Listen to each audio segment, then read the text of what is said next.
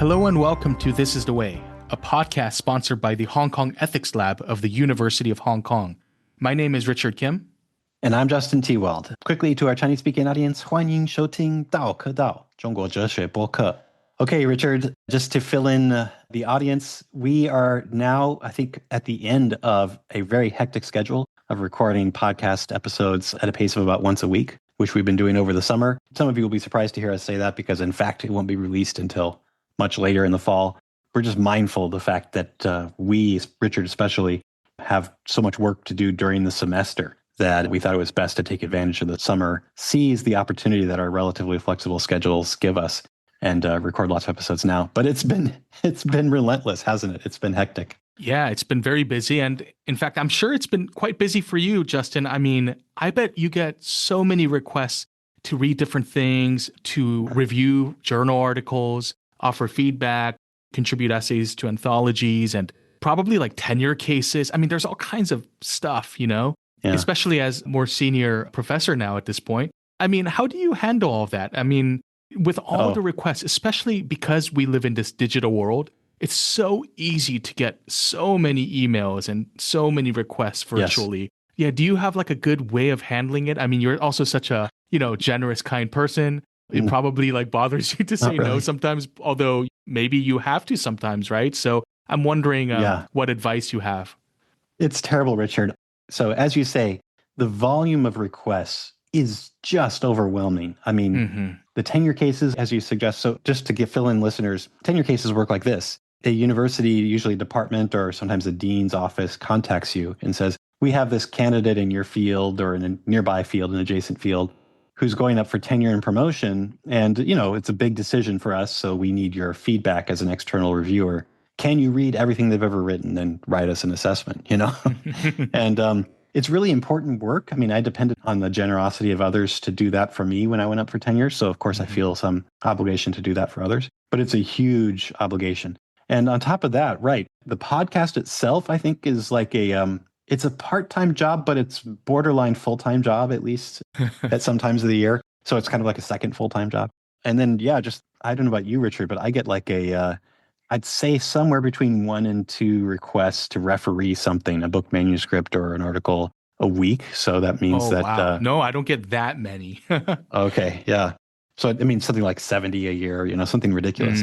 So obviously I just can't say yes to everything. So necessarily I have to prioritize. And what I've noticed is that, two things.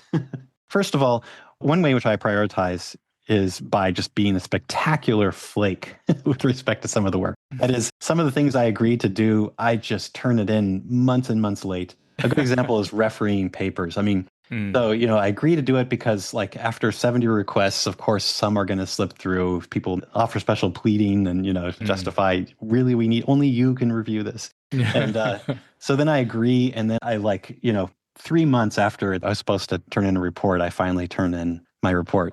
I mean, it's in part just because I can't. I just have all these other urgent things like tenure cases, that are a higher priority. And yet it's also, I guess I am sort of hoping in the back of my mind that they just let me go. I mean, I just can't do that kind of work. It doesn't seem like the best use of my time. And I also worry, frankly, that when it comes to refereeing, that I'm not a very good referee because, how do I put it? I have this instinct. I have this sort of instinctual reaction when I see something I don't like, which is to distrust my own judgment, right? And to assume that someone worked very hard on this work. And so I often end up kind of talking myself out of a negative judgment. I feel like most journal editors, most book publishers want someone who's more ruthless, more draconian than me. Yeah. So, yeah. But I will say the thing that bothers me about my method, which is to flake out on the lower priority tasks, is that it violates a deep sense of a kind of moral sense that we all have, I think, where once you've made an obligation, a so-called strict obligation to someone else, like you've made a promise, right? It seems like somehow that should get higher priority. That should somehow trump your other ethical commitments and obligations. So a good example is if you've agreed to write 2 books, one of them is a book you promised yourself you'd write, because you've long been interested in this topic. Another one is one that you've actually signed a contract for with a publisher, or one that you're co-authoring. You've committed to with someone else to doing your part in writing the 1st and 3rd and 5th chapter or what have you. In those cases, most of us feel a stronger obligation to actually write the book that's under contract or that you've agreed to co-author. Why? Because you've brought someone else in, right? And so there's sometimes philosophers speak about those second sorts of ethical norms, the kinds where you're under contract or where you've committed to a friend or colleague to do something sort of under the purview of what they call narrow morality sort of strictly speaking, you know? Mm-hmm. And whereas the other obligation to write this book that you've been meaning to write for years because you think it's really interesting, you know, is not so narrow. The obligation isn't so strict. And I find that because of the way this kind of deluge of requests that are constantly washing up on the shores of my email box, I can't succeed in observing all of my strict obligations. Sometimes I have to flake out on some of the very things that I've promised specific people that I really admire and appreciate and respect to do. So yeah, I don't have a good coping mechanism at all, I feel. And I don't know. What about you, Richard? Yeah, I think it's a combination of various things that you mentioned. The flake out methodology, I've also been, exploring and practicing that in sometimes bad ways. And in fact, right now, as we speak, there's something on my mind, an article that I really need to turn in. And it starts weighing on you. But also you get these emails, like people asking for advice sometimes, undergrads or sometimes graduate students. I bet you get more of those than me also. But I mean, I don't even get mad or feel bad when sometimes I just get completely airballed in my emails to some people. And because I realize, wow, we are all flooded with so many emails. I mean, it's just too much. And anyone could email you at any time, in the world. And that's just too much of a burden. So I think maybe people hopefully have the mindset that I do, that, we become at least pretty forgiving and generous about this kind of stuff now, because I mean, we have to protect some of our time, and, we have other kinds of things we need to do for ourselves, for others, our family, friends. Anyways, no, I haven't really balanced it very well. All right. So I've learned that you're more enlightened than I am, Richard. I mean, I'd confess I still can't help but resent it a little bit when someone doesn't answer my email ever, despite the fact that I often fail to answer emails myself. So you're better at sort of... I mean, just to be clear, sometimes I feel a little bit bad, but like, I just think, they might have forgotten it, or, there's just too much stuff. And maybe it's better to think of it as not personal and just people are overburdened. Yes. Yeah. Okay, well, actually, this is relevant, I think, to today's topic. We're talking about strict obligations, contracts, basically how we manage our social obligations. And we've often talked about ethics on this program. I would say ethics and moral psychology are kind of the bread and butter. Not every episode is on these topics, but quite often they are on ethics and moral psychology. But now we're going to discuss, finally, I think, an issue that falls more squarely under the heading political philosophy. And that has to do with the role of law in governance and the desirability of having laws and strict lawfulness, strict rule following of laws and that kind of thing. And this is in connection with a legalist philosopher, Shen Dao. Yeah, we're excited to talk about Shen Dao on law.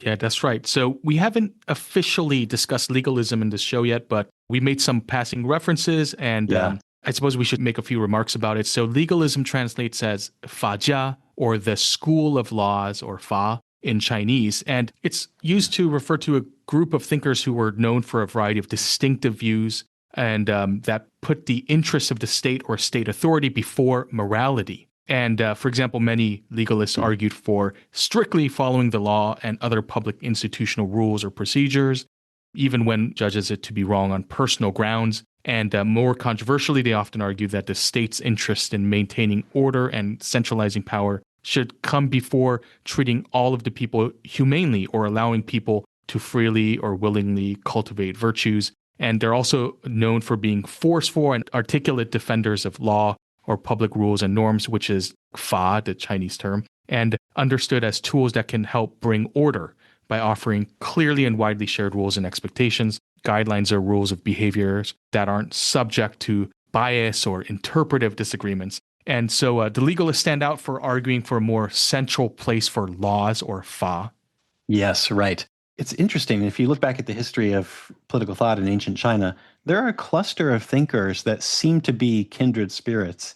And whether they identified themselves as kindred spirits, as belonging to one school or not, back in their day, doesn't matter so much, because nowadays it's pretty clear that they are developing arguments that complement one another, that sort of help to justify what we might call a relatively strict administrative state. So what they have in common are, first of all, yes, as you say, Richard, that they prioritize law and state interests even above morality, above humane governance or cultivating virtues in people.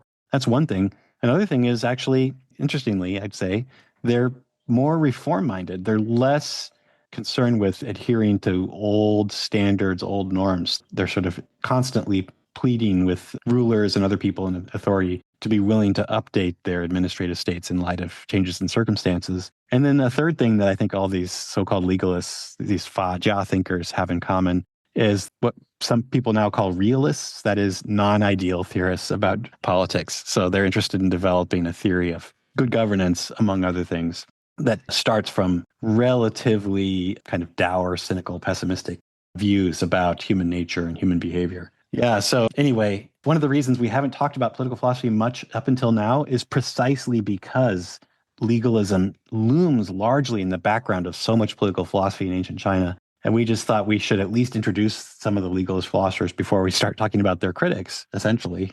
So today we're going to discuss not the most famous legalist philosopher. The most famous one is Han Feizi, Hanfeizi.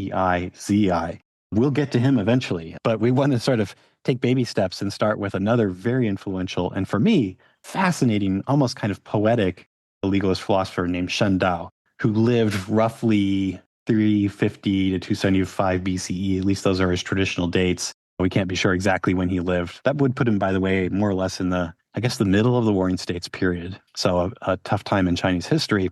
Actually, although we're not going to talk much about Shen Dao's most famous position right today, we'll get to that eventually, he is most famous for developing a concept that became important in political philosophy in ancient China. And that concept is this Chinese term shi li to shi, which is sometimes translated into English as positional power. I think that's how our guest Eric Harris translates it. Sometimes it's translated circumstantial power, sometimes power of position. But anyway, his idea is that if you want to count for good governance or governance in general, you have to take account of a certain force in society and politics that doesn't just reduce to the kind of talents and abilities of individual people. And that force he calls positional power or circumstantial power.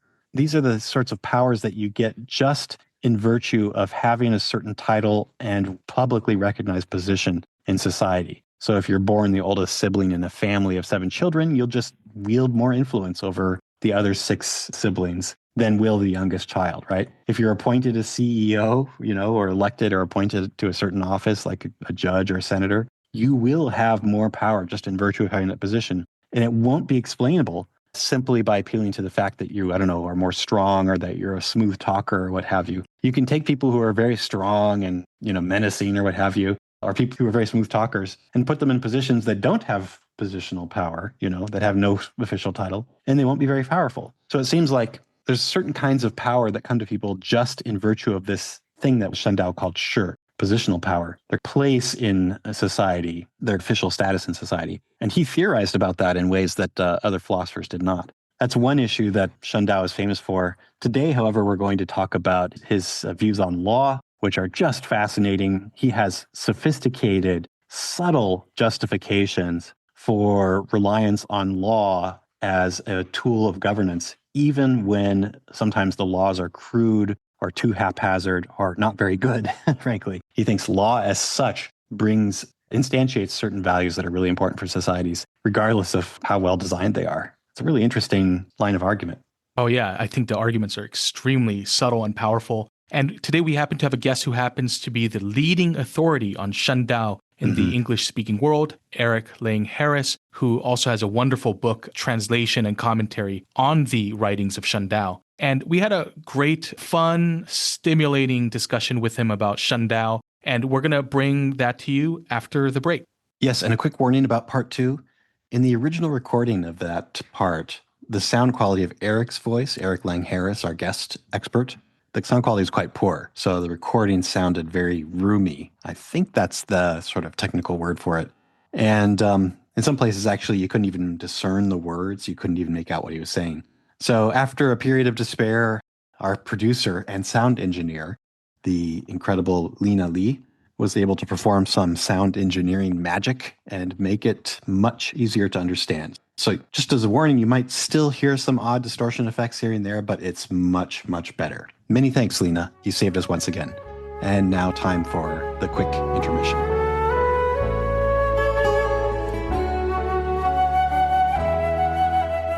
All right, so we are back, and our topic today is Shen Dao, on the idea of law, or in Chinese, fa.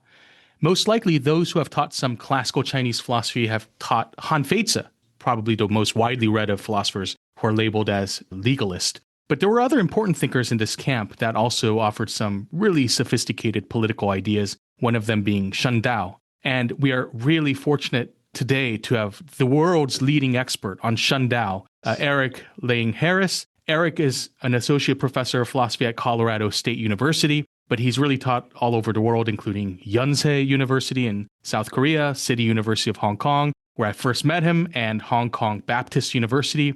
So I was a postdoc at City University of Hong Kong, where Eric was an assistant professor of philosophy. And I just have a lot of excellent memories, memorable discourses, and over coffee, lunch, and sometimes craft beer when we could get our grubby hands on them, because they were kind of limited. I think they kind of started taking off, Eric, but we were very delighted when we would find a new craft beer place. I remember we would walk around Shim Sa Chui and find some little local place. And then we would talk about philosophy and other things. So that was between like 2012 and 2015, and I have very fond memories. And I should also note that among the many great publications, Eric is the author and translator of the Shunzi Fragments, which we'll discuss today, and a forthcoming book on meritocracy in early Chinese philosophy. Hey, Eric, it's great to have you join us. Thanks for inviting me, Justin and Richard. I'm very glad to be here. And my wife does seem to suspect that the reason I moved to Fort Collins is because there's dozens and dozens of breweries here. I'm going to go there soon. I must participate in that. Welcome, Eric. Well, I feel like I've known Eric for a long time, too. I think we first met when you started your graduate studies of Asian languages and cultures at University of Michigan, and I was a visiting graduate student there in philosophy at the time. But it seems like we've just been hanging out on a regular basis ever since then. Every conference that we both go to, we spend a lot of time together. I can't say I've like haunted the craft beer joints with Eric. I'm sorry that I haven't had that experience. But in any case, it's been great to know you over all these years, Eric. All right, so our specific topic is going to be Shen Dao's views on law.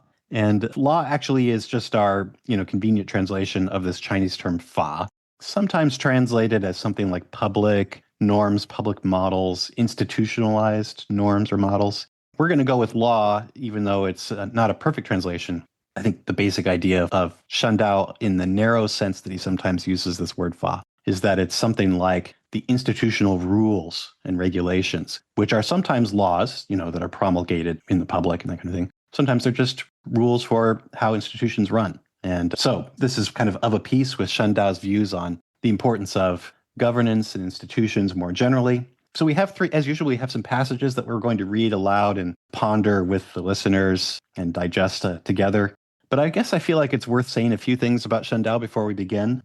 So there's a temptation, I want to say, when you start to read about Chinese legalism, there's a temptation to think that you kind of already know about it. You know everything you need to know about it simply by tapping into your own intuitions about law and order. So there's a kind of preset template in our minds, I think, almost a psychological natural kind, maybe I should say, regarding law and order. So, when you're tapping into these intuitions about law and order, you have a sort of sense of how the arguments will often go. Lots of worries about chaos and disorder if people will just follow their own preferences or instincts. Lots of slippery slope moves, right? Lots of concerns that if you allow people to do X, allow them to cross the line in one respect, then they will help themselves to crossing the line in more egregious ways down the road. So anyway, let me just say about those intuitions or that preset template that might be a little bit useful to you as you're reading Shen Dao, but I would encourage you to set it on a shelf, maybe keep it near at hand, but nevertheless set it aside, because the template doesn't do justice to the depth and subtlety of Shen Dao's rationale. I think it will lead you astray, in other words, in many cases. There are a number of surprising and subtle points that he makes about law, which won't be immediately obvious to you if you're just consulting your law and order intuitions. So, for example, one of the points that is going to become relevant in the readings today is a point that he frequently makes about law, that when laws are done rightly or enforced consistently, laws can start to become like forces of nature, right? In terms of their effect on human behavior, they kind of assume this fixity and stability so that people just take them for granted in the same way they do like gravity, or the regular change of seasons or what have you. So just as the seasons come predictably in turn, the summer following spring and the spring following winter and so on, so too do good laws provide a certain amount of predictability and thus stability in people's lives so that they can plan ahead and don't have to contend with anxieties and conflict, right? They don't have to worry about dramatic shifts in tax policy or the like. So that's just one of the subtle points that Shen Dao makes. Another really cool point, actually, I want to mention while we're on this, is that the more laws become like natural forces, the more they have the salutary effects on people's sense of gratitude and resentment. So just as you don't hold it against anyone in particular when the winter comes every year, sort of on schedule, as it will, so too you shouldn't necessarily, or you won't, resent someone for, like, say, a magistrate or a ruler for enforcing the law exactly according to code, right? Nor will you feel grateful for them if they sort of suspend the law or waive it or reward you in greater proportion than the code or the law allows. So there's a lot of really cool conceptual, metaphorical points like those that we can get out of these analogies to forces of nature. And we'll have glimpses of them in today's passages, I think. Yeah, so we're going to take turns reading different passages. We're going to focus on 3. So I think we should get to them now. And the first one is going to make the very point that you just mentioned, Justin, the point that laws, when enforced and implemented consistently, can start to seem like forces of nature. I think you're going to read that one. Yeah, okay. I'll read that one. And we're giving it a tentative title.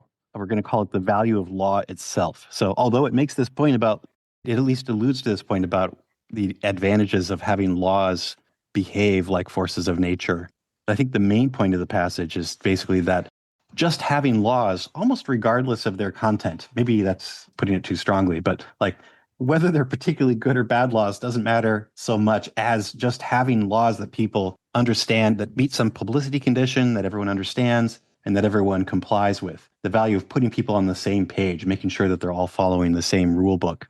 This is a fragment that's meant to illustrate that, the value of law itself. Okay, so I'll read it. When the Lord of the people abandons the law and relies on himself to govern, then punishments and rewards, as well as firings and hirings, will arise out of the Lord's heart.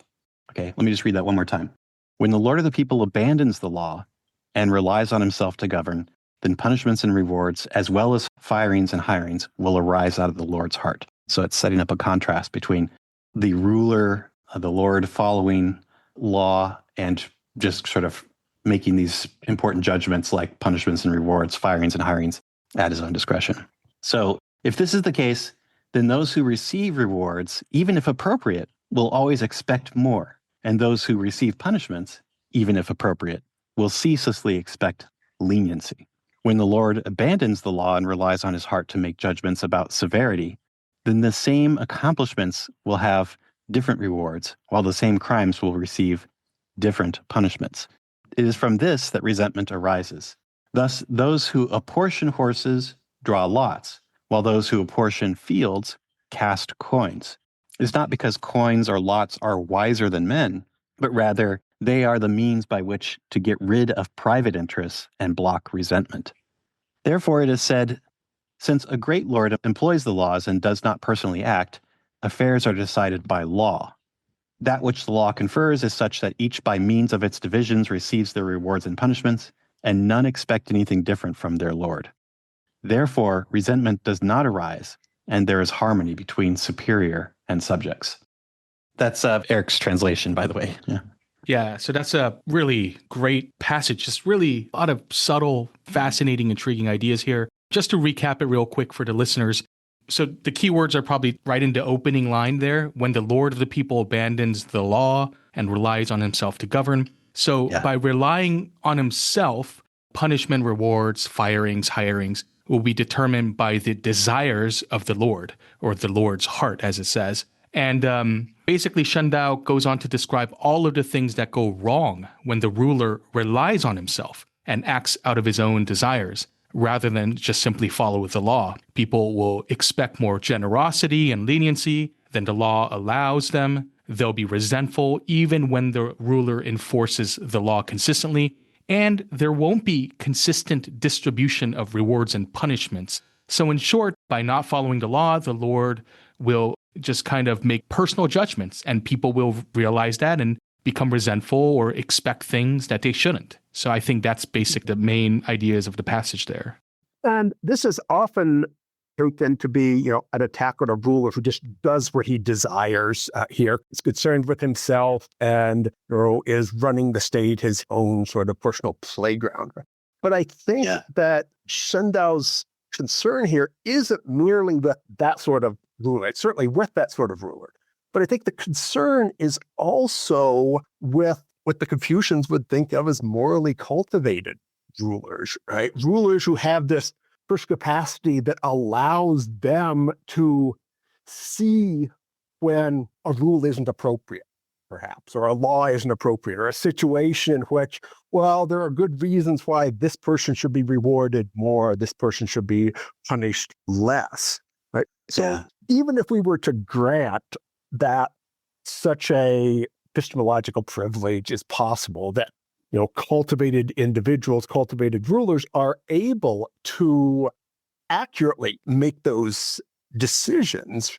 Problem comes in when who's looking at these decisions? Well, it's the average person, right? The people in the state who are not so cultivated, right? Mm-hmm. And so what we're dealing with is their perceptions, right? They're not going to perceive what the ruler is doing based on the reasons that the ruler is acting. They're going to perceive it based on their own understanding, and often their own understanding of how this benefits or harms them. And they're going to see, their neighbor getting rewarded more than the rules allow, or themselves getting punished less than the rules allow. And the resentment and these feelings of untoward expectation are going to arise regardless of the actual reasons why the ruler might do this.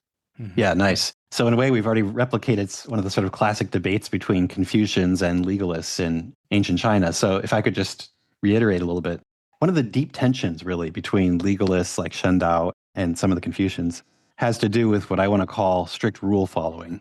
So later Confucian philosophers, especially Xunzi, Xunzi, who's quite explicitly critical of legalism, think it's just obvious that strict rule following alone isn't going to result in good governance. There will be lots of cases where, if you follow the letter of the law, you're going to end up with a pretty bad result. And that's why you need to give some discretion to political officials, whether they be a magistrate or the ruler himself, right?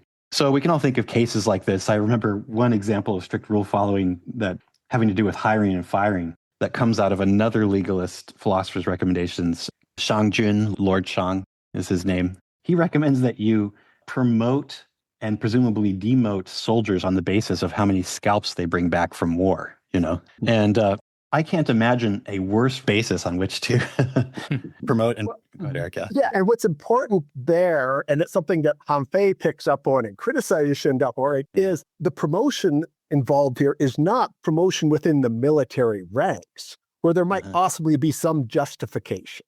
You will be given bureaucratic positions based on your ability to chop people's heads off in battle, right? And if you say there's no correlation there between your ability to chop heads off in battle and your ability to be a minister of public works, for example. Maybe a negative correlation might be. Yeah, right. Yeah, that's right. So I think we can all think of lots of examples. And one that actually comes up in Eric's book. So the book Richard mentioned at the beginning of this segment, he mentioned the Shenzi fragments. That's Eric's book. It's both a study and a translation of the fragments, the passages that are attributed to Shen Dao. And in the sort of analysis or the study section, Eric uses the useful example of a gradient on a curve. So most of us, including me, are more accustomed to grading just according to your own discretion. So if I feel like a group of students that I have are doing particularly well, they're better than the average class, it's at my discretion to give out more A's and B's. But if I'm forced to grade on a curve, then I'm forced to give a certain proportion of those students A's, a pretty small proportion, a larger proportion B's, a certain proportion C's and D's, and so on. So Eric points out that when you're grading on a curve, it actually gives you a certain kind of armor against the grade appeals that students are likely to bring when they're disappointed with their grade. Because after all, they know that you're required to hand out a certain number of B's and C's. And moreover, you can't give them a higher grade without demoting someone else, without moving their grade down. That illustrates the very psychological effect that Shen Dao was trying to make, which is that the more the implementation of these norms are at your own discretion, at the discretion of a human being, the more people are going to be inclined to see you, the decider, as an object of resentment or gratitude. So that's problematic for all kinds of reasons. It's more likely to lead to rebellion and so on. That's one reason that maybe resentment is problematic, is because people will be more inclined to rebel against these sources of order and the kind of decisions that are made by those in power. If you instead just apply a rule that's relatively clear, like the one that Lord Song proposes, reward people according to how many scalps they bring back from war, then at least they can't hold it against you, right? When you reward or punish them according to those standards. But I wanted to say that in Eric's comment, he sort of recreated a debate between the Confucians and the legalists like Shen Dao. How did he do that? Well, he pointed out that for Shen Dao, what matters at the end of the day is not necessarily the wisdom and skill of the political official in arriving at a good judgment, but rather how it's perceived by ordinary people. Mm-hmm. So let's just concede to the Confucians the point that there will be some people who can hand out awards and punishments, who can make hiring and firing decisions, make sort of personnel decisions more wisely, more skillfully, more adeptly than any law ever could, right? Any clunky cookie cutter style law ever could. Even if we concede that point, Shen Dao would say, the problem is that the people will still see it as more or less at the kind of whim of the decision maker, whether they get rewarded, punished, hired or fired, right? Demoted or promoted. And for that reason, I think the worry is both that they'll feel resentment when they're punished or demoted, but also that they'll even feel resentment when they're promoted but not promoted enough, right? Or when they're rewarded but not rewarded as much as they could be. So that's one problem. Another problem worth mentioning, I think, is it doesn't come up in this section, in this fragment of the text, but it comes up in other ones. Gratitude is a problem too. If people feel grateful to a magistrate for rewarding them more than the strict letter of the law suggests, that then makes them a new power base. That means that the people who were rewarded more than they expected, who were promoted higher than they were expected, now feel grateful to, indebted to the particular employer, the particular magistrate who gave them this surplus good. And that's a problem for Shen Dao because Shen Dao prefers a relatively coherent, centralized political structure where all the authority flows down from the ruler. You don't want all these sort of separate power bases, as it were, right? That you would get if you have a bunch of people applying the law at their own discretion. Yeah. Yeah, and this gratitude can be problematic for all the reasons that you laid out here, right? And also because of how it can lead them to engage in future actions that are not in accordance with the rules and the regulations, right? So if you get these additional rewards from your immediate superior, then your calculations change, right? You're no longer calculating how you ought to act on the basis of what those explicit rules and regulations are, but you're calculating how to act based on your understanding of particular individuals within the system and how your actions might influence them to respond in certain ways. Yeah, right. So the predictability and stability that the law provides, the consistent application of law provides without making room for discretion, that's a valuable thing too. Right. I have to say, though, the arguments that Shen Dao makes and even the metaphors he appeals to are kind of intuitive and compelling. But I just can't imagine my way into a world where, through strict rule following alone, we're succeeding at anything closely resembling a kind of orderly society, you know? So, like, what strict rule following procedure could you follow to determine hirings and firings, demotions and promotions in any sort of, like institution, right? It just seems to me like there are so many, you couldn't possibly codify all of the criteria and then also maybe quantify, right? Like numerical values to all of the criteria and all the various skills, capacities, and so on, talents that you might need in order to make a good judgment call about whom to promote or whom to demote. Yeah, I think that this is a serious criticism of thinkers like Shen Dao and other legalist thinkers here. And at a certain level, they're going to be willing to fight a range of bullets here. They're going to be, I think, willing to accept sort of initial, like a suboptimal result in a particular situation in much the same way that a rule consequentialist will be willing to do that. Right? If they see that, yes, there could be certain advantages in this particular situation if we were a bit more fine-grained and used my own ability to look at the situation in ways that sort of transcend or go beyond the rules and regulations. They could perfectly well say, yeah, that would happen.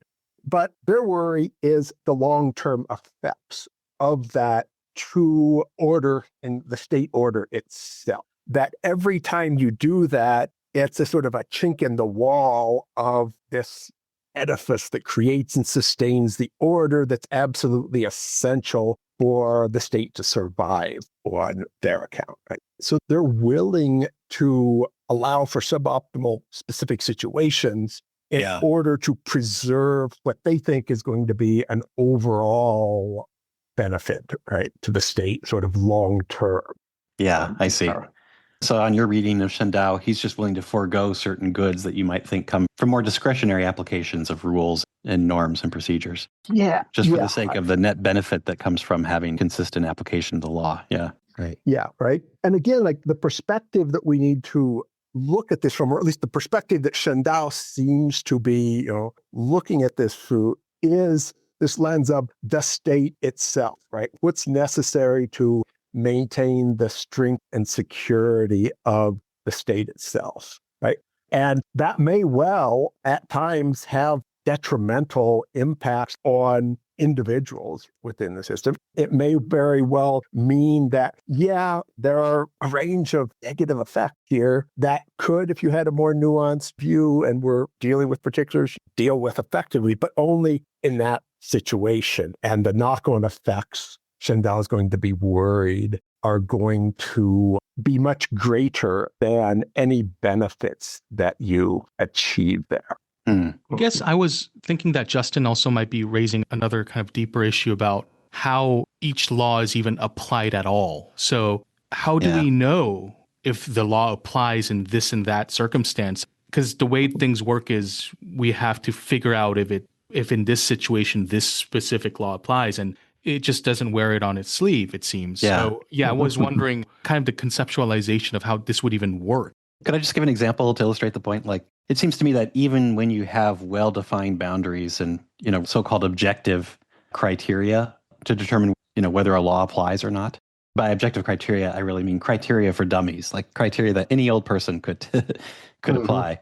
Even in those cases, they're going to be borderline cases where you just need someone to step in and make a judgment call. So, this is just really off the top of my head, so I wish I'd thought of a better example, but two properties divided by a fence. Everyone agrees the fence defines the end of one person's property and the beginning of the other.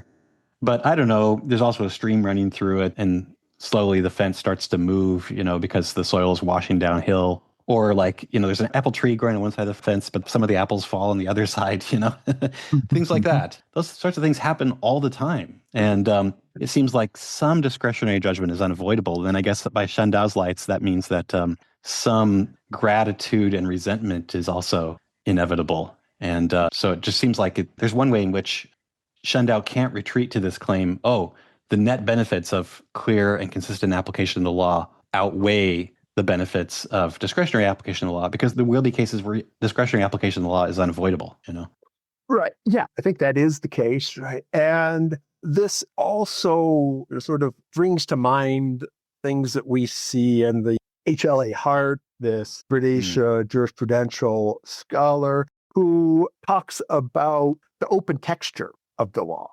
And makes this argument that it is impossible to have a set of rules that sort of apply themselves in this sense.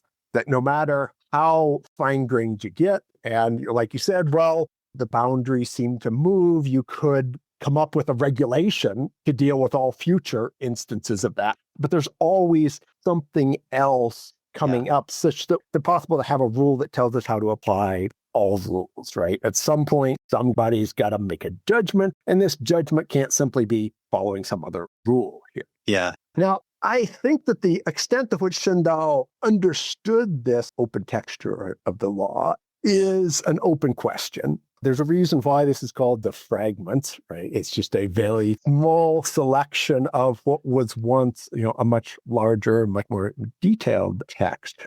But even if you look at other legalist texts, right, like the Hanfei, you don't get a sense that they have really dug into and thought about the potential implications. As they seem to think that, well, we could set rules and regulations and we could do so in such a way that it's easily understood by everybody. These thinkers are very clear that laws only work if people understand what these laws are and what their implications are. So to the extent that they don't provide clarity, they're not going to be able to do the job that Shen Dao envisions them to do. Yeah, I mean, I suppose one of the takeaways, right, so you say in the extant text of the Shenzi, of the Book of Master Shen, we don't have any response to that particular worry, the open texture argument. But maybe one takeaway could just be, well, still, insofar as it's possible to create so-called objective public criteria by which these decisions are made, that's a desirable thing to do. We should minimize those opportunities for resentment and gratitude as much as possible. Yeah. And I think the other thing to keep in mind here is that there's a reason why some scholars have labeled the Fajia as realists, as political realists, right, essentially. For our listeners, Fajia, the Chinese phrase that's being translated as legalism. Yes. Yeah. Some people call them realists instead. Yeah. Yeah. So some people think of them as political realists. And I think that the insight for that comes from this idea that what they're trying to do, they're trying to build this bureaucratic structure that will work given the way people are, the way the world is, etc. Right? They're not trying to... Given the non-ideal way people are and the non-ideal way the world is, right? Yeah, given the way that it actually is, given the way that people are actually currently motivated. So we could imagine someone like Shen Dao saying, if moral cultivation a la Mengzi or Shunzi were possible, maybe we could have a conversation about how that would impact what the political should look like. But as a matter of fact, we can't be idealistic about politics because if your state is not strong and stable, what's going to happen? It's going to disappear very soon. Right? It simply cannot survive and thrive unless we're dealing with and set up these systems that work with the way people are now, the way the world is now, etc. And one of the implications of that, I think, is that it's not going to work in all situations. He doesn't have a perfect system. He doesn't think that he has a perfect system. He thinks that he has a system that's going to work more reliably than any other alternative. Yeah. And as you said, to the extent that we can codify these things, to the extent that we can get people simply following along these rules and regulations without even thinking, right? To the extent that that can be done, the state is going to be in a more stable position, right? Yeah. Does it solve all problems? No. And Shen Dao would, I think, say that, that's an impossible task. So what we can do is figure out, given the materials we have, what's going to place us in the most secure position. Just to see that realism at work in the passage we just read, the first passage, the value of law itself, what he says about the example of how to apportion, horses and property and territory? Mm-hmm. He says, thus, those who apportion horses draw lots, while those who apportion fields cast coins. So essentially random methods that are used to determine who gets which horse, who gets which field, that kind of thing. Mm-hmm. It is not because coins or lots are wiser than men, but rather they are the means by which to get rid of private interests and block resentment, right? So he's more or less saying, yes, I admit that sometimes the laws are basically really blunt, crude instruments used to apportion things in a clear and decisive way so that people at least won't feel resentment and they won't be pursuing their own quote unquote private interests. And that's okay, because I'm a realist. I realize that there are going to be some downsides. And he's also very clear in another passage where he discusses this casting coins, drawing lots, etc., that the reason for it is not any sort of moral reason of equity or equality, etc. No, it's a very practical method to get rid of this resentment, untoward expectations. Oh, yeah. Interesting. One quick question. I worry that I'm sort of opening the can of worms, but I feel like I have to ask it anyway, simply because some listeners will be thinking about it. What's interesting about this passage is it suggests that the Lord of the people, which is to say the ruler, should obey the laws. And that's not normally how everyone in this time thinks about the ruler's position. The ruler is the one person who makes the laws and thus doesn't have to obey them, or it doesn't necessarily have that imperative, that should.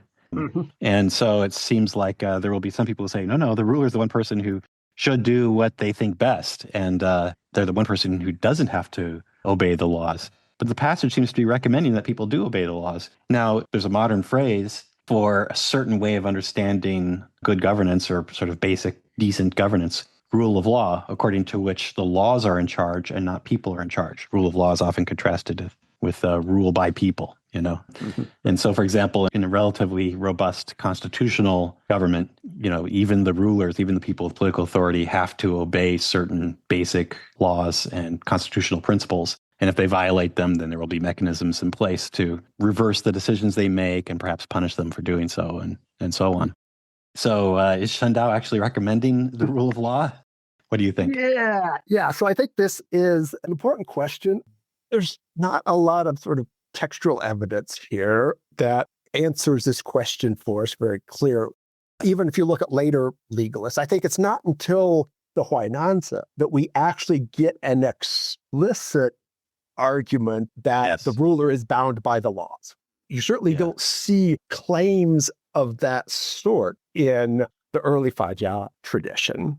So one thing we could think about in terms of Shen Dao here is, is he advocating rule of law or just rule by law? Clearly, he's advocating rule by law. Right. The rule of law has this additional characteristic, again, that everybody is bound by this, including the officials, the administrators, and the ruler themselves.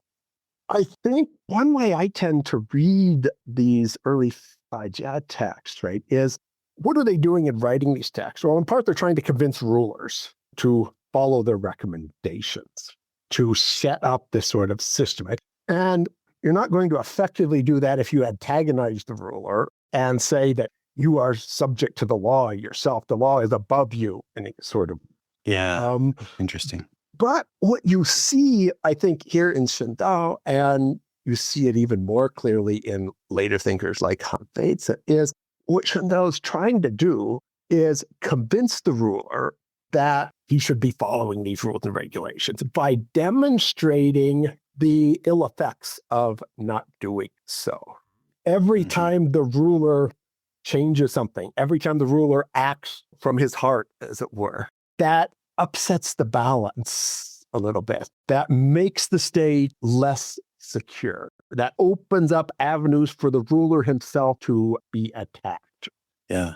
So the state is going to be in the most secure position if the ruler does this, right? If the ruler implements what we think of now as rule by law, that's going to lead to a more secure, stable, flourishing state. And I think, again, we don't get this emphasized as much as I'd like to see in these texts, but I think that there's this implicit connection to the ruler's well-being and the well-being of the state.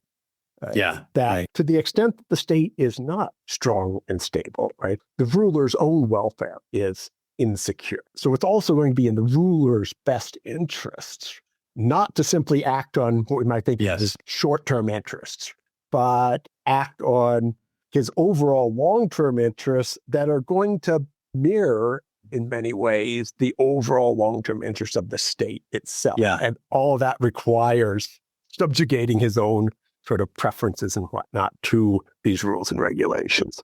Yeah, for what it's worth, I don't think that we see real evidence of the rule of law here.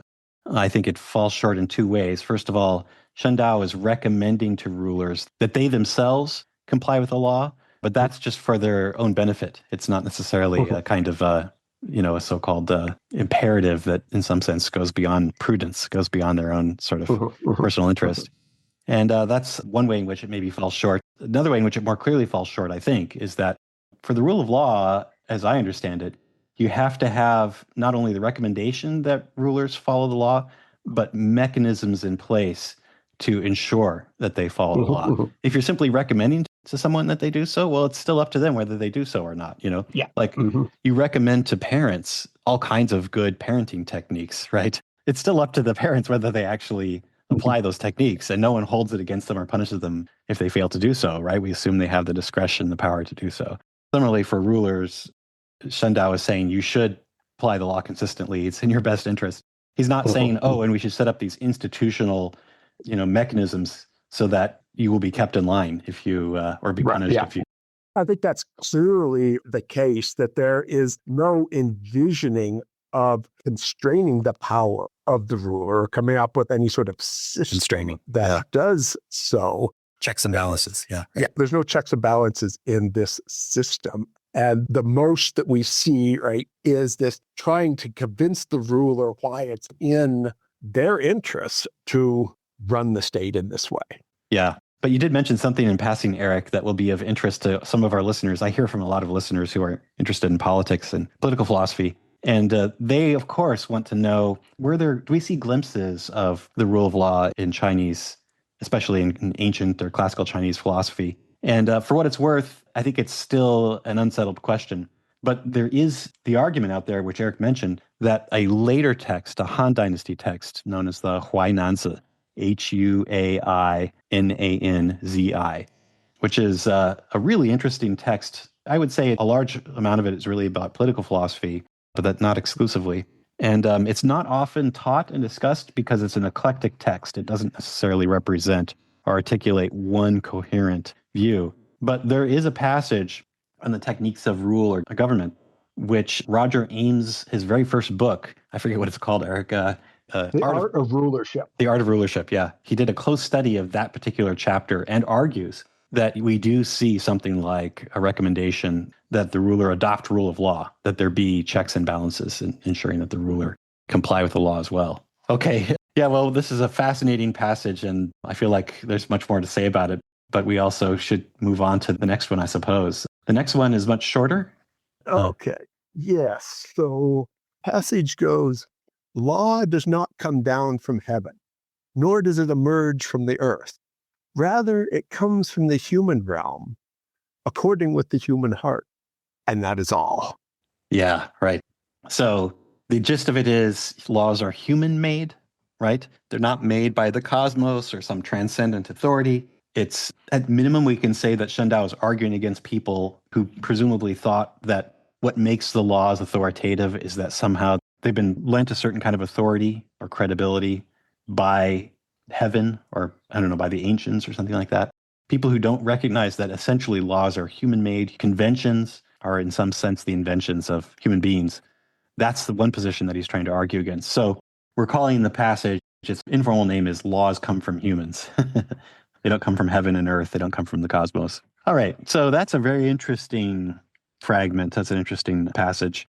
I think since we don't have much context, it's possible to read it in lots of different ways. And I've been sort of struggling, as just in preparation for today's episode, thinking about how exactly to spell out the implications or all the various ways in which we could read the passage. And it's pretty unwieldy, actually. But here's one spectrum that I think we could apply to try to understand the passage. I think there's a more profound and less profound way of understanding this claim that laws are human-made. All right? So the less profound way is just to say, well, in some sense, if you have some norm of social behavior that's desirable, like everyone drive on the same side of the road, or people not stealing from each other, that kind of stuff. Well, that's a good rule. That's a good norm. Everyone should abide by it. Everyone should obey it. But it doesn't actually technically become a law until it's publicly promulgated by some authority, some recognized authority in some way. Up until then, it's just a norm. It's like something that people ought to do, but you can't count it as a law. It gets a special status once it becomes publicly proclaimed by some sort of authority, by some sort of recognized authority. And that's a less profound reading of it because it's not necessarily saying anything more than that. So it's still saying it may in fact be a good or bad law in virtue of the fact that it's encouraging people to do good or bad things, right? So we can still apply all kinds of criteria that maybe come from heaven, maybe come from some other transcendent authority, right? We're simply making the sort of, in some ways, just kind of technical or semantic point that it's not a law until it's authoritatively proclaimed, you know? So that's the less profound way of reading it. The more profound way of reading it, and maybe this just goes too far, is to say it's not just laws themselves that are human-made, but also the standards by which we can determine whether a law is good or not. That's also human-made. Okay, let me give some examples to try to illustrate this point. Let's say you're trying to build a dome on a building, you know. Presumably, there are all kinds of laws of physics and features of the material you're building it with and, geometry, trigonometry, and such that you should apply, in virtue of which your dome structure will be successful or not. Those are objective criteria. Those criteria that determine whether your dome structure is going to hold up are not human-made, right? They're external to human beings. They're external to human convention. So that's not an example of the more profound reading. If we read it in the more profound way, where it's law thoroughly conventional, then I'd have to say it's more like this. The standards by which you assess whether a law is good or not are a bit like the standards by which you assess whether a particular painting or picture is a good depiction of, some fictional entity like a Chinese dragon or Gandalf, right? You know, if you want to say, is this a faithful rendering of Gandalf? All you can do is appeal to human conventions, right? And maybe both the human conventions of like, well, what does the author say? How does the author describe Gandalf? But also, what do we consider to be a good way of representing, white beard or gray beard or what have you, or big bushy eyebrows? So there are lots of human conventions that come into play, but they're sort of suffused with humanity and human choice and social convention and what have you. So yeah, the question for me anyway, when I read a passage like this, it's a cool passage and it's kind of, I have to say, it seems like historically interesting and important that someone way back in Shen Dao's time is making this point. But I just wonder how profound he's trying to be when he says that laws are human-made. Laws don't come down to us from heaven. Yeah, I think the more mundane interpretation, right, is certainly there. The hesitancy I have with the more profound interpretation comes when thinking about exactly what you are importing into this idea of good laws. So is that goodness of the laws come by some sort of moral understanding of what a flourishing in human life would be, and then the laws that allow for a more flourishing human life are better laws than others? If that's what we're thinking of, and I don't think we see that in Shen Dao. Okay. I think to the extent to which it makes sense for Shen Dao to talk about good versus bad laws. Good laws are simply those laws that actually do what it was that they were designed to do. So if I develop a law that the goal of the law is to reduce pollution, and every time a corporation pollutes, I fine them $1,000. That's a bad law. Now, why is it a bad law? It's a bad law because it does not provide the incentives for the corporation to change their activities. They're presumably making a lot more money by polluting than they're losing paying the fines, right? So good laws are those that are able to change behaviors and get people to actually do the thing that the law tells them to do or to not do. So if Shen Dao were to say that a certain law is bad, it's bad in virtue of it not accomplishing what it's to accomplish. Okay. All right. So that's interesting. So what you're saying, if I understand you correctly, Eric, is that laws are meant to bring about certain ends or outcomes. And so at the very least, we can assess them as good or bad laws by looking at whether they actually succeed at bringing about those outcomes. So if you just stipulate that the aim of your law is to reduce pollution, air pollution, then you can ask, well, does it succeed at reducing air pollution or not, right? Yeah. And then presumably there's kind of a whole regime of laws with a whole regime of ends. So not just reducing air pollution that you want to accomplish, but also maintaining a certain stability and prosperity and so on. So if it reduces air pollution at the expense of all these other ends that you also care about, that your legal regime is also meant to ensure, your political regime, then that's bad too. Yeah.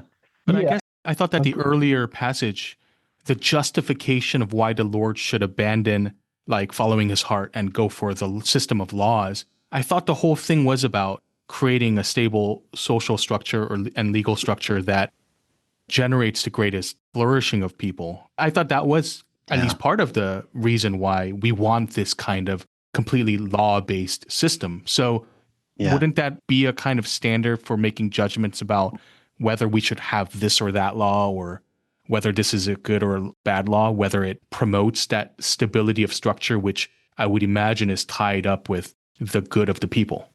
Okay, so a couple of things, Bruce. So we could think of it in terms of individual laws, right? And we could think of it in terms of a broader sort of legal system, as it were. Yeah. So at the level of an individual law, whether that law is a good law or not would come down to, does it do what, right? It's aimed at doing, right? But you could also ask the question, should the legal system have law X? Let's assume law X does what it's intended to do. We can ask the question, well, but does that lead to this stronger, more stable state that Shen Dao envisions the legal system, right, allowing for? And to come back to your question about, individual flourishing, human flourishing within this thing, I don't think that Shen Dao aim is to set up a system that allows for maximal flourishing of the people within the state, however you happen to cash that out. The ruler's obligations are to the state, not to the people, it seems. Now, there's going to be overlap there, because you can't have a strong and stable state if all your people are starving to death, for example. You need the people are a necessary component of the state, and they're valuable in that role. And again, these are just fragments, so it's hard to know how much, how far to push this. But on one reading, the people are simply instrumentally valuable. They're valuable to the extent that they have roles to play in the strength, security, stability of this state. But beyond that, there's no concern with their cultivation. There's no concern with sort of human internal psychological goods, ensuring that they can have what we might think of as a worthwhile, flourishing life. Yeah. So on that reading, it seems to me that in fact, Shen Dao does believe that there are some ends that are given independently of any particular legal regime, which is, to use your words, strength and stability. The strength and stability of the state are important. Whether those are the aims of your laws or not, you should be adopting laws that are conducive to strength and stability. And actually, I would say that there's text in there in the Shenzi fragments that suggest he concedes that point. So he doesn't endorse the more profound reading, the kind of more radical reading, according to which even the ends of those laws are human-made. So here's one example. This is one that you bring up in your study and in your book, Eric. There are passages where he suggests that good rulers change the laws now and then, that circumstances on the ground require that laws be changed. And so then the question is whether they change them, quote unquote, in accordance with the way or not, right? And so the better rulers, the better political officials change them in accordance with the way, which presumably is the way that's more conducive to strength and stability of the state. Another passage that occurs to me is there's this really interesting one. Shen Dao likes nature metaphors, especially water metaphors. He loves to kind of compare, make points by analogy to nature. And he points out that in the passage, I think it's 68 or line 68 in your translation, that when it comes to flood control, Shen Dao lives in a context where everyone believes that the flood control was something that was learned by this famous sage king, Yu, who there were these kind of periodic floods, the rivers overflowed and did lots of damage. He applied techniques of flood control, damming, channeling water and such so that the waters didn't do so much damage. In fact, they were sort of conducted more productively to agricultural uses, to water the fields and that kind of thing in a more controlled way. So that guy, the guy who's famous for his flood control techniques, is the sage king Yu, Yu. And Shen Dao says of him that although he was a great flood control, if you want to learn how to control water, you should learn it from the water, not from you, right? Now, actually, I don't like the way he's formulated that point. I think actually you would want to learn those techniques from Yu. Yu speaks much more clearly than the water does, you know what I mean? Like he's going to get to the point more quickly. But I take his deeper point to be that it's in virtue of properties of the water that certain techniques of flood control are successful or not, and not in virtue of you just deciding that this is the good flood control technique or not, right? And so by analogy, it's in virtue of sort of external facts that are external to human convention, that some laws are better or more successful at producing strength and stability than others. Yeah, I think that's exactly the case. And if you want to try to overread that passage, you might also read into it, well, in what sense is it that you don't want to learn it from you? Well, it's not because of you as this great virtuous ruler. It wasn't the moral qualities of you that allowed him to be good at flood control, right? It was these practical capabilities. Basically, he understood the properties of water. Yeah. Was what allowed him, right, to do this, right? And as they say, well, look, you look at other countries that didn't have a you, well, they do these things as well because they come to understand the properties of what they're dealing with, right? And that sort of permeates the sense of fragments, this sort of idea that if you have a goal, and as you say, Shen Dao assumes that the goal is this strength and security of the state. He doesn't offer an argument for why we ought to care about that beyond, presumably, people and rulers do care about that, if only for their own preservation. But if that's the goal, then what you need to understand, what you need to push that goal forward, is you need to understand the qualities of the material that you're working with. And those qualities include, well, facts about the world around you, facts that flooding happens, for example, and facts about how you can deal with those things, but also facts about human beings, human dispositions, human nature, what actually, as a matter of fact, motivates human beings. Right? If you don't have an understanding of that, then again, any law that you implement is unlikely to have the desired effect because the sanctions, the reward, the punishments attached to following or disobeying laws have to be such that they hook into motivations and dispositions that the people you're trying to get to follow the laws actually have. Yeah, there's that realist line of thought again. Yeah. All right, so I guess that's our cue to finally read the third of our three interesting passages. This one, I guess you said you were going to read it, Richard. We're tentatively calling it Against Private Morality. Right. Yeah. Okay, great. So I'll read this passage here. It goes, "Therefore, in states that have the way, when the law is established, then private goodness will not be pursued. When a lord is established, then worthies will not be revered. People are united under the Lord, and affairs are decided by the law. This is the great way of the state." Yeah, so it's talking about states that have the way, the states that are sort of well governed by the lights of Shen Dao. And it sets up this interesting parallel between establishing the law and establishing the Lord. So in Chinese, it's Fa Li and Jun Li. So the Li that means sort of stand up or establish. So there's a kind of parallel here between establishing law and establishing the Lord, establishing a ruler. It seems that each centralizes power in its own way, I think. So when laws are established, you don't have people going about their own ways, pursuing their own private values, their own private interests, their own private convictions. They're all following the same rule book, right? That's what it means in some sense to establish the law. And then similarly, when the ruler is established properly, people will revere the ruler and not these quote unquote worthies. Worthies are people of talent and virtue, often people who have kind of leadership positions in communities, but are considered sort of admired for their virtue. So the law prevents pursuit of both private interests and private morality.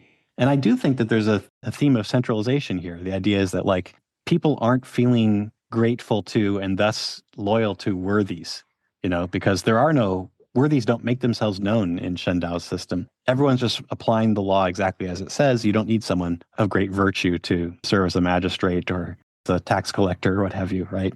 All those things are just conducted according to the rule book. And so all the credit goes to the ruler. That's what it means to establish the ruler. And similarly for laws, everyone is applying the law consistently, no matter what their quote unquote private morality is. Yeah, I think, again, it comes back to, if we're thinking about this in terms of what leads to this strong, stable state, then we want to think about, well, what are the potential ways of that strength and stability breaking down? Yeah. And on this account, well, people pursuing their private interests or their private morality are all ways in which they could easily lead to, they're acting in ways detrimental to the state. Yeah.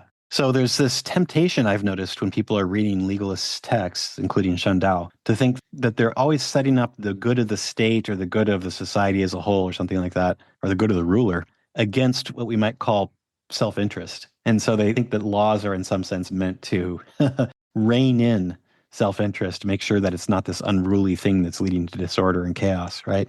But one point you make in your book, Eric, that I quite appreciate is that really what he's talking about is private interest, not necessarily self-interest, meaning private conceptions, personal, idiosyncratic, individualized conceptions of what a person's own interests are. That isn't necessarily the same thing as self-interest. So you could imagine someone who is basically self-interested and seeking his own glory and what have you, but also has a kind of Robin Hood fantasy, stealing from the rich and giving to the poor. And insofar as he's acting on that Robin Hood fantasy, he's not self-interested, strictly speaking, right? He wants to benefit others and redistribute wealth, to others.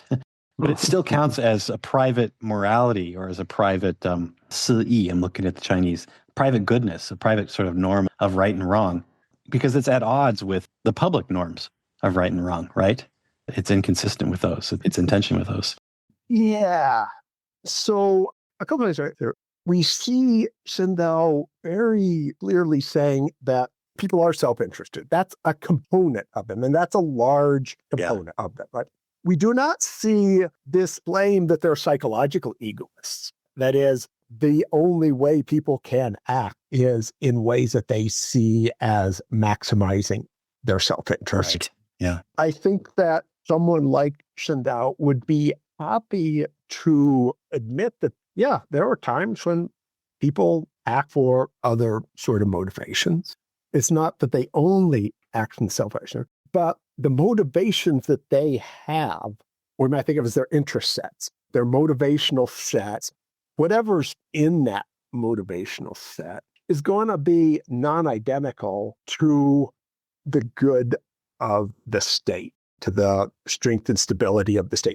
Some of those motivations, if pursued, will be inimical to state order, state strength, state security. Yeah. And not because this person's goal is to bring down the state. The person is not thinking of it in those terms. They're pursuing the things that they think that they want. Some of them self-interested, some for any other reason. Could be completely moral, cultivational reasons. But whatever those motivations are, at times they're going to have no effect on the state, but at times they're going to have potentially really large effects on the strength, security, order of the state. And what we need from the perspective of the state then is come up with a system of preventing people from acting on these motivations that would otherwise lead them to act. And luckily, at least from, we might think Shen Dao saying is, I'm not saying that self-interest is the overriding thing, but people really care about that. And that's pretty much universal, right? No matter what other regarding motivations that some people might have that other people might not have, right? It's universal that people do have a dislike of pain, right? It's hard to find somebody who is going to be happy to have their foot chopped off. Right. And so we can use that to keep them from doing things that they would otherwise be inclined to do, that would otherwise be in their interest to do, without changing that motivation set itself. Yeah. Why don't I shoplift? It's not because I don't want to keep both my money and whatever good I'm stealing. Right? It's because I don't want to go to jail. If there weren't laws against shoplifting, I'd be going down to the shop every day and grabbing what I wanted. But would you be, Eric? I'm a pretty bad person. Okay, or I'm okay. You don't have to. You should know this by now. I forgot. Yes, it's been some years. Yeah, I don't believe it actually.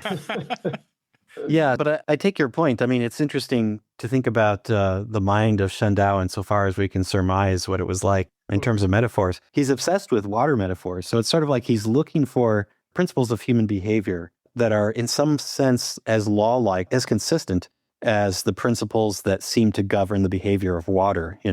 Water always goes downward, like presumably if it's flowing, it builds up and it continues to build in volume, it builds up in pressure and so on and so forth, And so what you're saying is like, okay, he's making allowances for the fact that there may be quirky little things about individual human beings that make them in some sense more altruistic and about some issues or other issues. But the problem is those aren't good, firm ground on which to build a state. A state needs good, firm ground. And the firm ground essentially appeals to people's self-interest because that's a reliable source of motivation.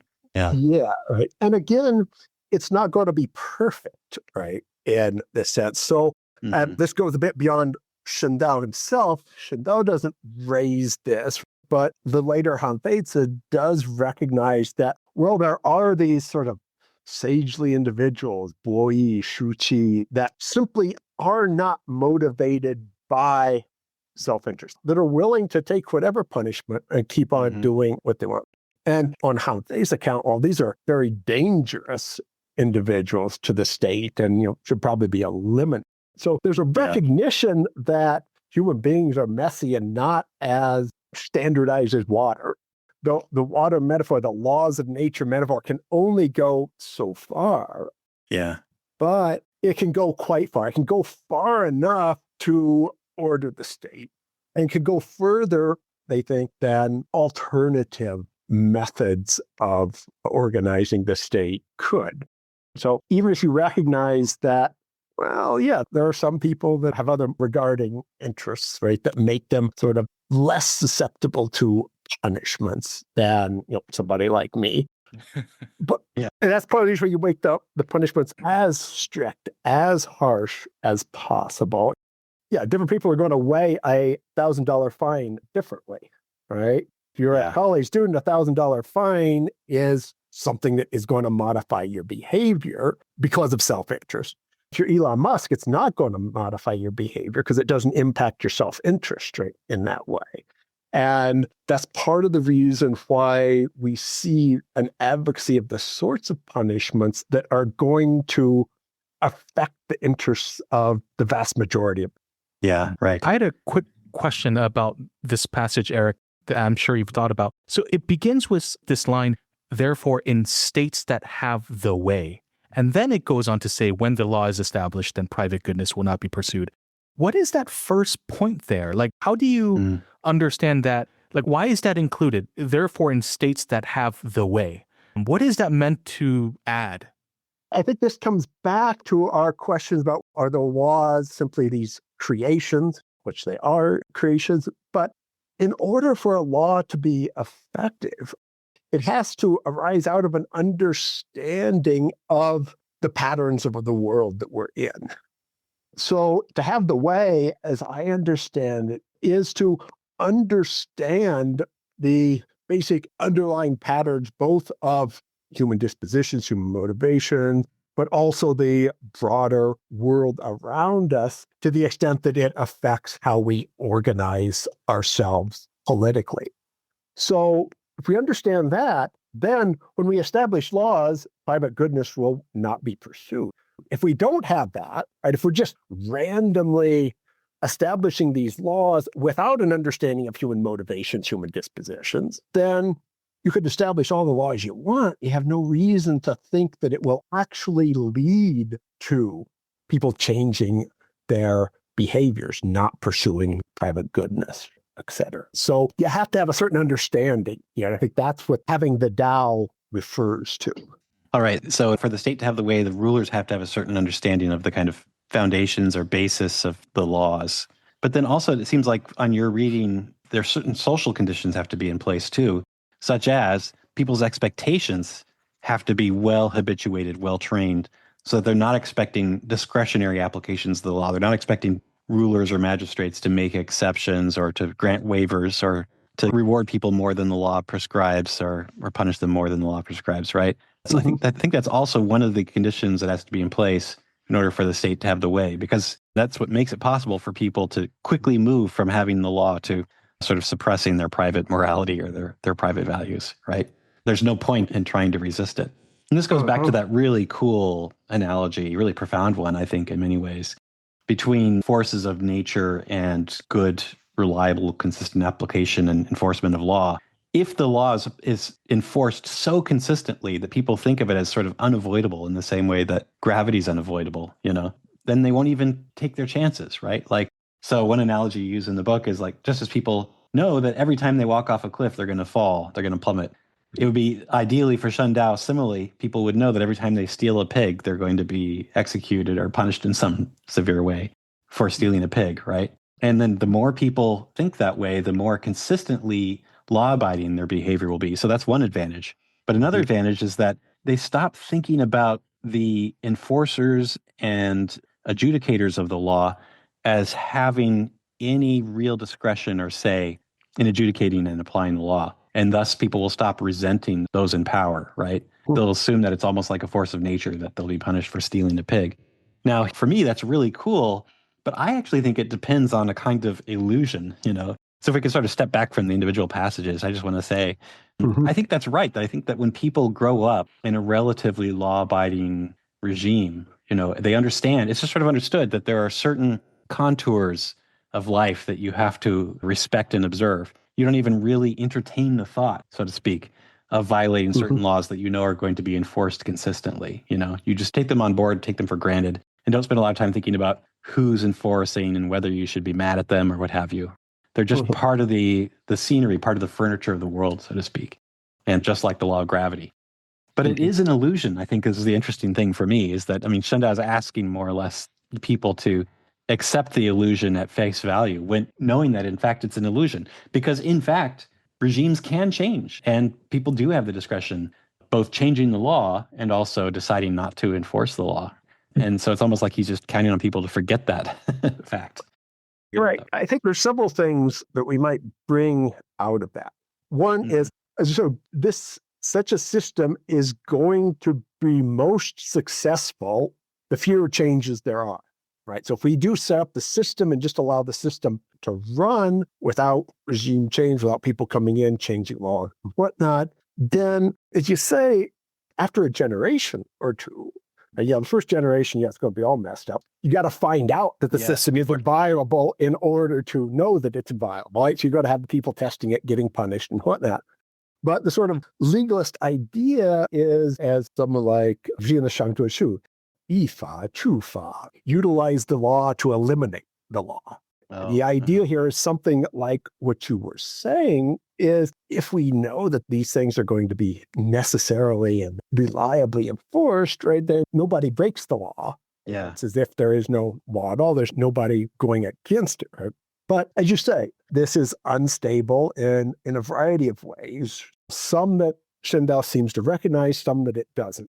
Regime changes, of course, right? This isn't something that Shen Dao discusses at all.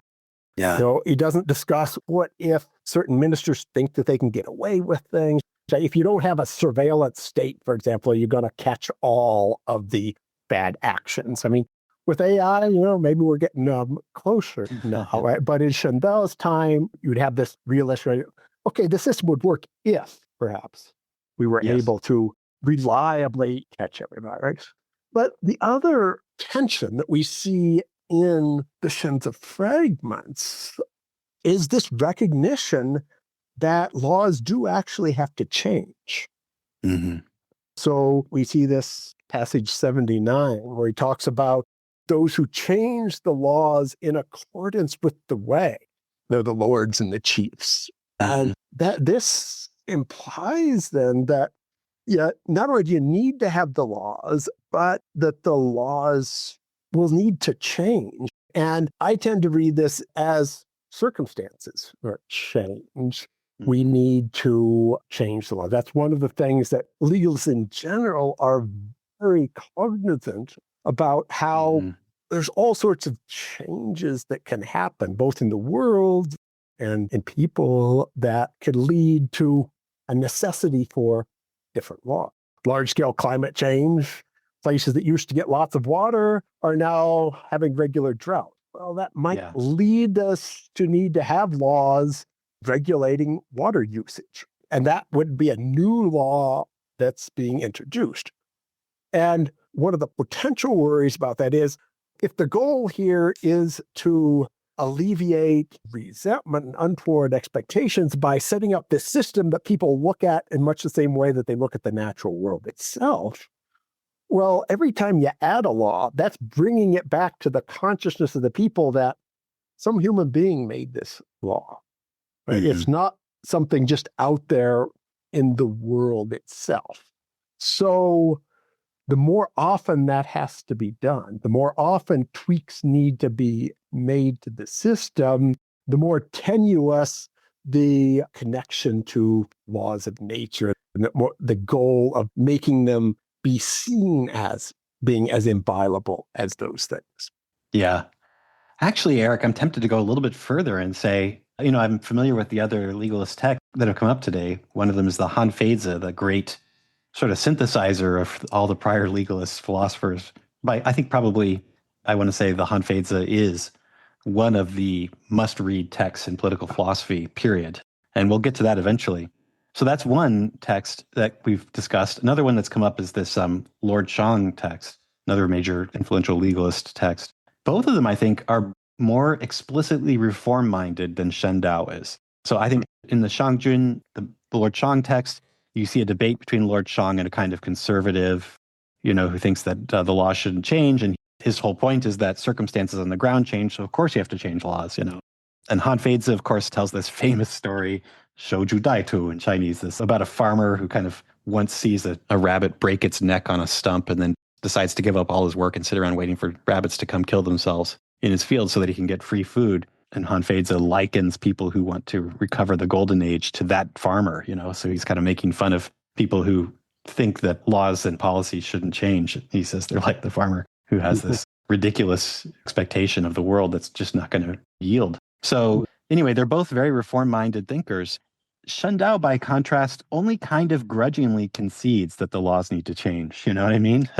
And so it seems to me that in some ways he appreciates maybe more than these other legalist philosophers do the dangers of tinkering with the law to regulate, precisely because he wants the laws to have a kind of place in the minds of ordinary people, similar to the law of gravity or, the laws that water obeys. As just something that you just take for granted almost, that sort of vanishes into the background and not something that you seriously entertain the possibility of changing. Yeah, I think you're right. We certainly don't see an emphasis on this in the way that we see in either the Book of Lord Shang or the Han-Feizi, right?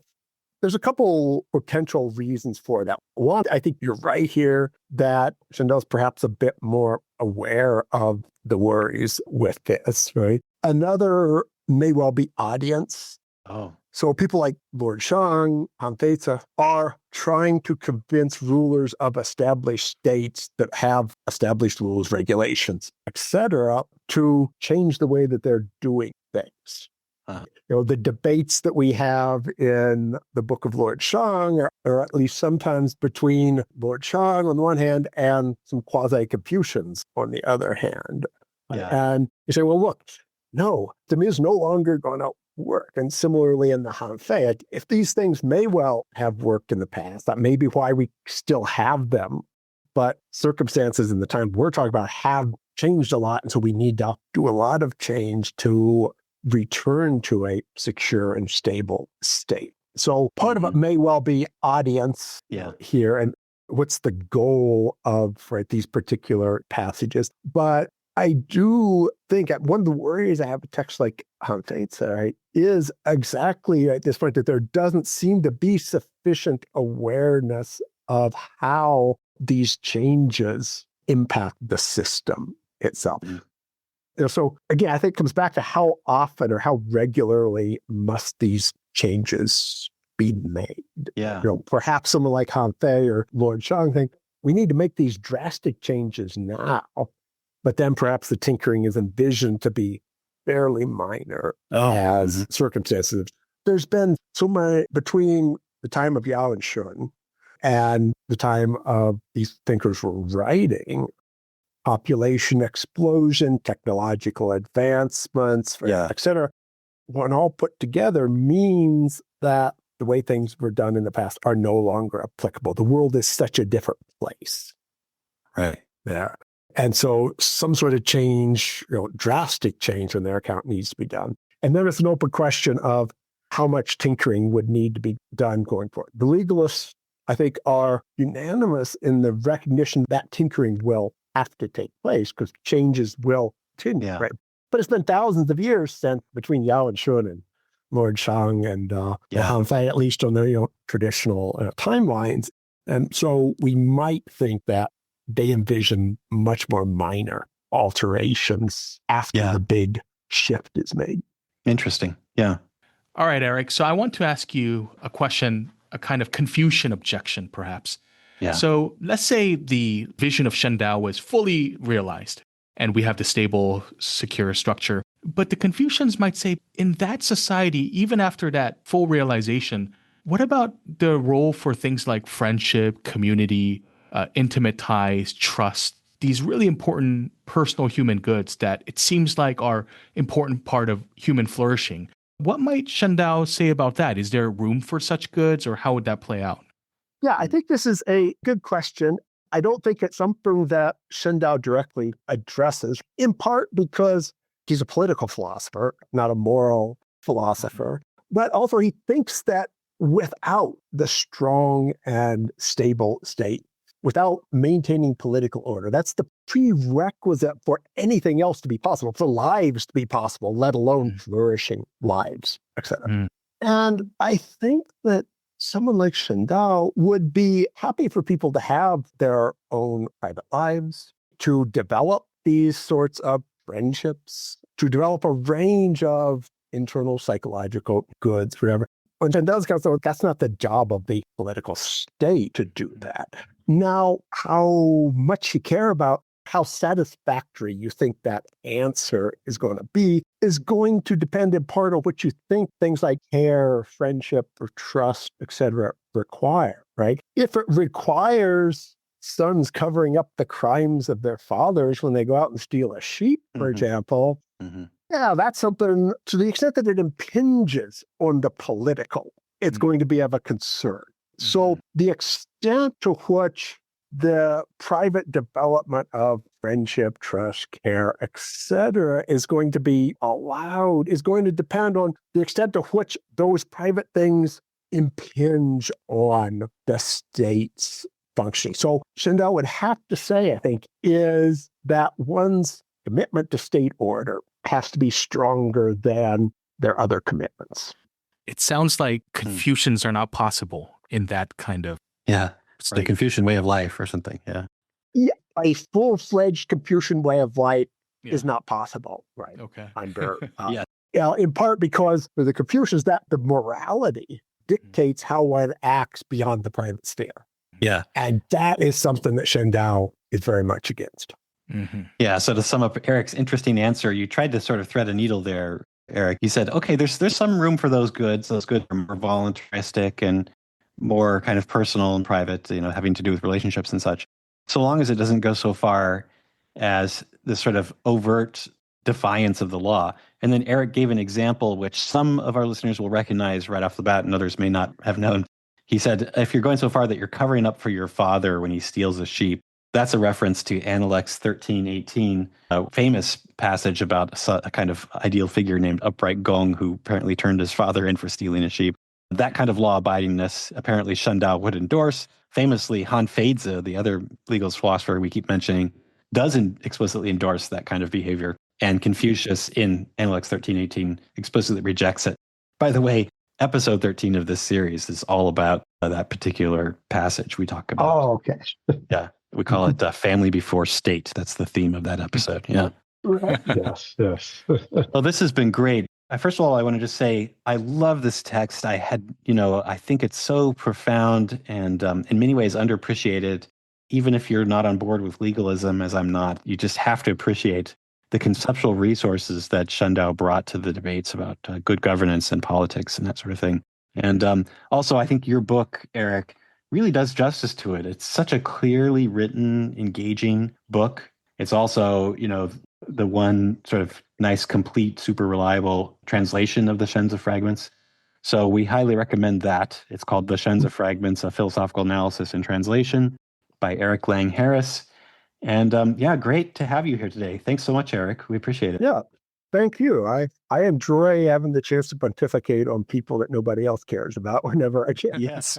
Yes, to a captive audience. Yes. Yeah. All right. So with that, we will say to our captive audience, that was the way for today. 感谢你的收听. Thanks for listening. We'll see you next time. Bye, everyone.